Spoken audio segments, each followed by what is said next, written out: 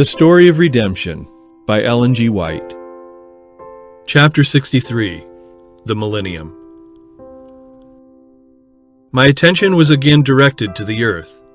The wicked had been destroyed, and their dead bodies were lying on its surface. The wrath of God in the 7 last plagues had been visited upon the inhabitants of the earth, causing them to gnaw their tongues from pain and to curse God.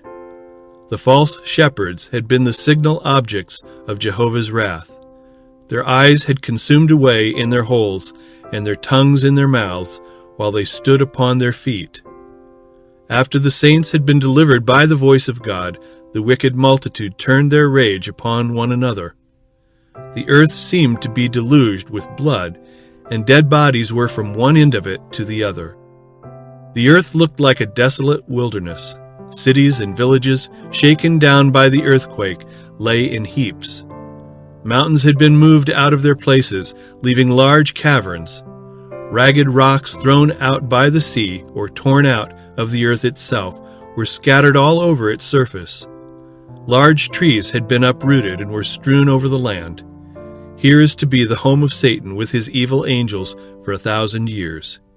Here he will be confined to wander up and down over the broken surface of the earth and see the effects of his rebellion against God's law. For 1,000 years he can enjoy the fruit of the curse which he has caused.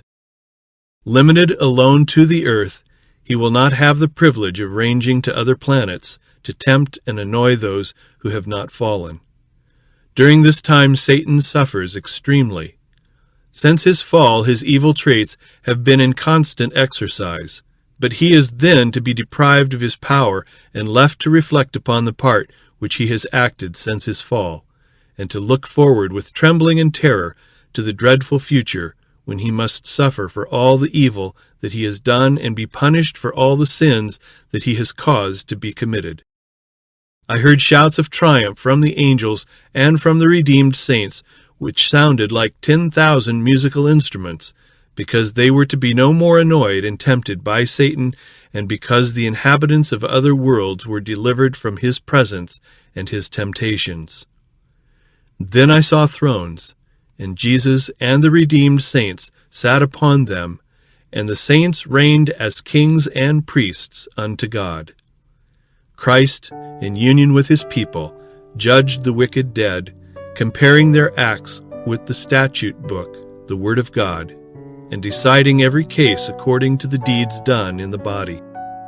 Then they meted out to the wicked the portion which they must suffer, according to their works, and it was written against their names in the book of death.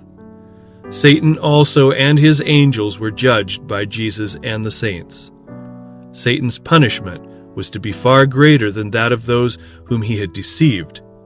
His suffering would so far exceed theirs as to bear no comparison with it. After all those whom he had deceived had perished, Satan was still to live and suffer on much longer. After the judgment of the wicked dead had been finished, at the end of the 1,000 years, Jesus left the city, and the saints and a train of the angelic host followed him.